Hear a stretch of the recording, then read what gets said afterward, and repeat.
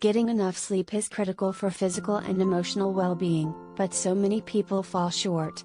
The Centers for Disease Control and Prevention estimates that a whopping 1 in 3 Americans don't get enough sleep on a regular basis. For reference, adults should be aiming for at least 7 hours.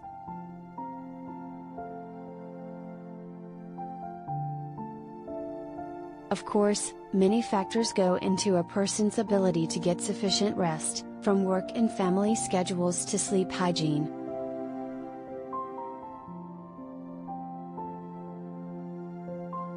With that in mind, here are 5 common mistakes a lot of people make in the morning that affect their ability to fall asleep, and stay asleep, later on.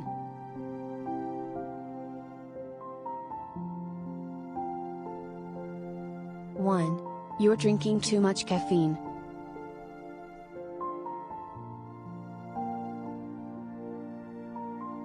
Obvious? Sure. But drinking too much caffeine in the morning can throw your entire sleep routine off track.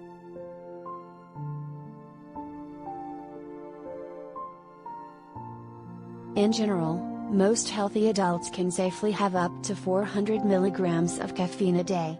That's the equivalent of roughly 4 cups of brewed coffee or 2 energy drinks, if that's your thing. Remember, though, caffeine levels in energy drinks can vary widely, and there are serious concerns about their potential impact on the body.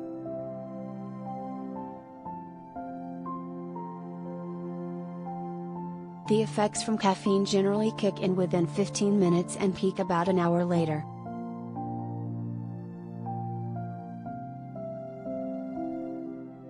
"6 hours after caffeine is consumed, half of it is still in your body," according to the Cleveland Clinic. It can take up to 10 hours to completely clear caffeine from your bloodstream.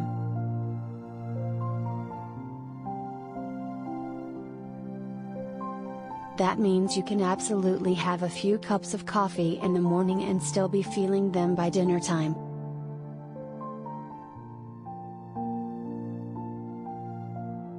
Also, keep in mind that some people are particularly sensitive to caffeine. So try cutting back for a bit to see how that affects your ability to get sufficient diseases.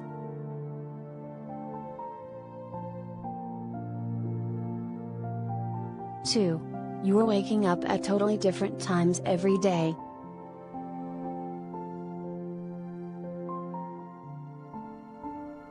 Sleeping in when you can is glorious, yes. But it can also take a toll on your broader sleep patterns. Many sleep experts suggest that people set a standard wake time and stick with it to the best of their ability, even on the weekends.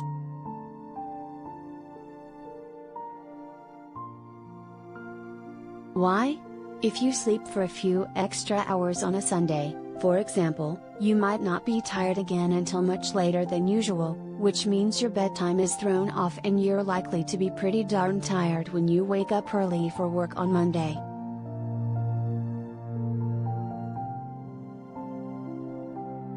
An irregular sleep schedule can also increase your risk of what experts call social jet lag, basically, the discrepancy between your body's natural sleep schedule, i.e., circadian rhythm, and your social schedule, which throws off the midpoint of your sleep and has been linked to health issues such as increased inflammation and higher risk of depression.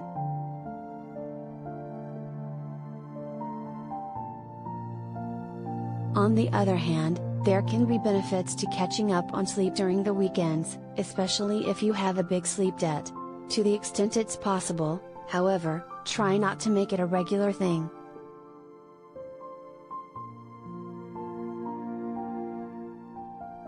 Three. You're not exposing yourself to natural light.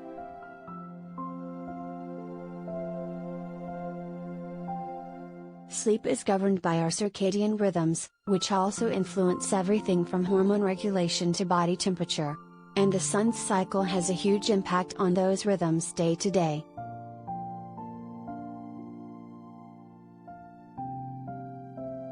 Your body's circadian clock is most sensitive to light starting about 2 hours before your usual bedtime and lasting throughout the night up until about 1 hour before your usual wake time, per the CDC.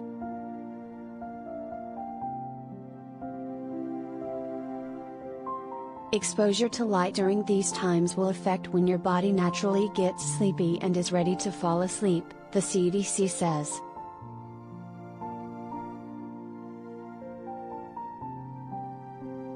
What all of this means is that exposing yourself to plenty of bright light in the morning can help shift your bedtime earlier. By the evening, you're more likely to be sleepy and primed for rest.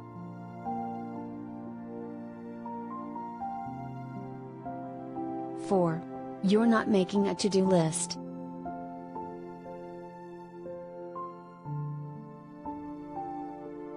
Creating a to-do list is one of the most powerful things you can do to stay on track throughout the day.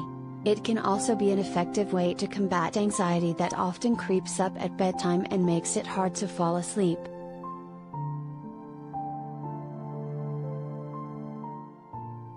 Not all to-do lists are created equal, though. First and foremost, it's a good idea to write it down.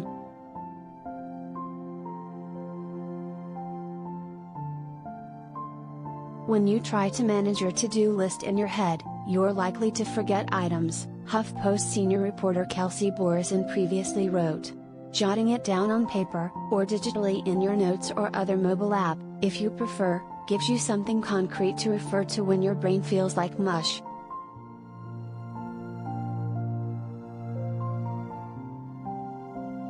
Also, make sure it's realistic.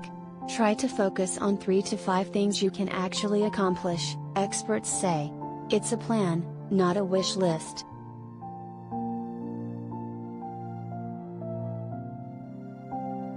Five.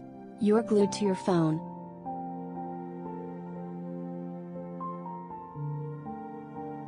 Checking your phone immediately after waking means you're letting someone else dictate what's on your mind first thing. And that can set the tone for the rest of the day, right up until your bedtime.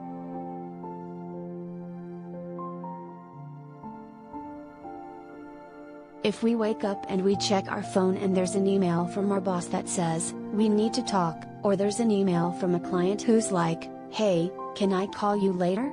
we can go straight from our slumber into panic mode, where your heart is racing. Susie Moore, a life coach and author of Let It Be Easy, Simple Ways to Stop Stressing and Start Living, previously told HuffPost.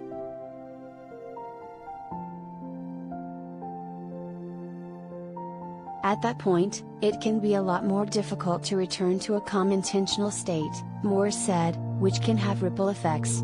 So do yourself a favor and set the tone for the day by using an alarm clock rather than relying on your phone to wake you up. And try your best to make sure the time when you wake up and before you go to bed is phone free.